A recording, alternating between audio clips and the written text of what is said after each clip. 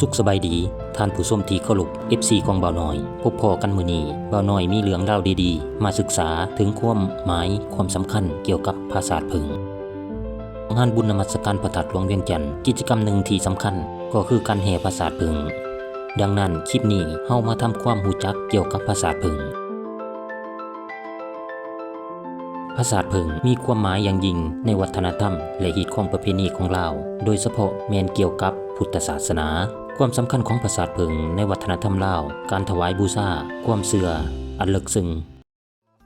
ภาษาผึ่งเป็นการถวายเครื่องสักการะบูชาที่สำคัญที่สุดอย่างหนึ่งติดพันกับพุทธศาสนางานบุญหรือพิธีกรรมต่างๆโดยเฉพาะ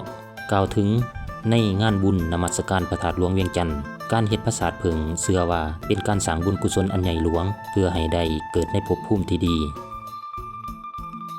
เทียนและขี้ผึ้งเป็นสัญลักษณ์แห่งแสงสว่างแสงแห่งธรรมและความบริสุทธิ์ที่ส่องแสงปัดเป่าความมืดหรือกิเลสความหมายด้านศิลปะและความสามัคคีการเฮ็ดภาษาผึ่งเป็นการแสดงถึงศิลปหัตถกรรมอันละเอียดอ่อนและความภาคเพียรของคนลาวมันเป็นกิจกรรมที่แสดงถึงความสามัคคีของชุมชนเพราะว่าการสร้างภาษาผึ่งที่สวยงามและยิ่งใหญ่จำเป็นต้องมีการร่วมมือของหลายๆคนการรักษาฮีตของประเพณีภาษาผึ่งแม่นส่วนหนึ่งในงานบุญที่สำคัญซึ่งเป็นการอุทิศเครื่องบูชาแก่สิ่งศักดิ์สิทธิ์และเคารพห้อยพระบาทขององค์สัมมาสัมพุทธเจ้าเอกลักษณ์ของศาสตร์ภาษาผึ่งเป็นมรดกทางวัฒนธรรมที่เป็นเอกลักษณ์ของประเทศลาวเฮาเว้ารวมแล้วภาษาผึ่งบ่เพียงแต่เป็นเครื่องบูชาเท่านั้นแต่ยังเป็นการแสดงออกถึงศรัทธาอันแห่งกาความสามัคคีและความงดงามทางด้านศิลปะที่สืบทอดกันมาหลายเส้นคนอยู่ในสังคม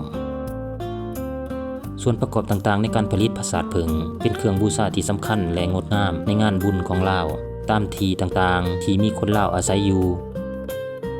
ส่วนประกอบหลักๆและวัสดุที่ใช้ในการผลิตมีคือโครงสร้างโครงหางมักจะผลิตจากไม้เส้นไม้ไผ่ไม้เนื้ออ่อนและอื่นๆเพื่อประกอบให้เป็นรูปทรงคือกับปราสาทหรือวิหารขนาดน้อยตามที่ต้องการน้อยหรือใหญ่สำหรับพื้นและฐานบางครั้งอาจจะใส่โฟมหรือวัสดุที่แข็งอื่นๆเพื่อรองรับน้ำหนักวัสดุหลักในการประดับประดาหลักๆก็แม่นขี้ผึ้งเป็นส่วนประกอบหลักที่สำคัญที่สุดใช้ขี้ผึ้งที่ได้จากธรรมชาติหรือขี้ผึ้งเทียมเทียนไขมาตัดปั่นหรือหล่อเป็นหูปทรงต่างๆเช่นทรงดอกบัวจูมบัวบานหรือดอกไม้ชนิดอื่นๆบางครั้งก็เฮ็ดเป็นหูปสัตว์ต่างๆเช่นหูปหงส์หรือหูปนาคที่มีลวดลายทางศาสนาและเรื่องเล่าทางพุทธประวัติมาประดับประดาอยู่ในปราสาทผึ่งเครื่องประดับอื่นๆเช่นดอกไม้สดหรือดอกไม้เทียมใส่ประดับตกแต่งให้มีสีสันสวยงามหนึ่งในนั้นยังมีเจสีแผ่นพลอยหรือแผ่นทองใส่ติดประดับเพื่อความสวยงามเหลือมและความวิจิตรบรรจงอื่นๆนอกนั้นก็ยังมีเทียนขี้ผึ้งเป็นส่วนประกอบที่แสดงถึงการบูชาแสงสว่างเพื่อให้มีชีวิตชีวา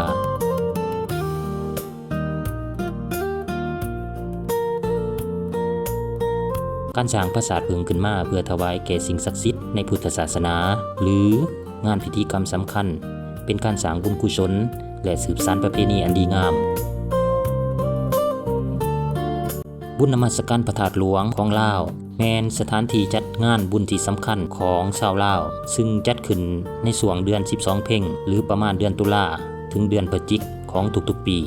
ในงานบุญนั้นจะมีกิจกรรมสำคัญหนึ่งคือการแห่ภาษาผึ่งถือว่าเป็นศิลปวัฒนธรรมอันสวยงามและมีความหมายทางด้านพุทธศาสนาโดยปกติแล้วการแห่ภาษาผึ่งที่บุญนมัสการพระธาตุหลวงแม้นจะมีการแห่อยู่2มื้อคือ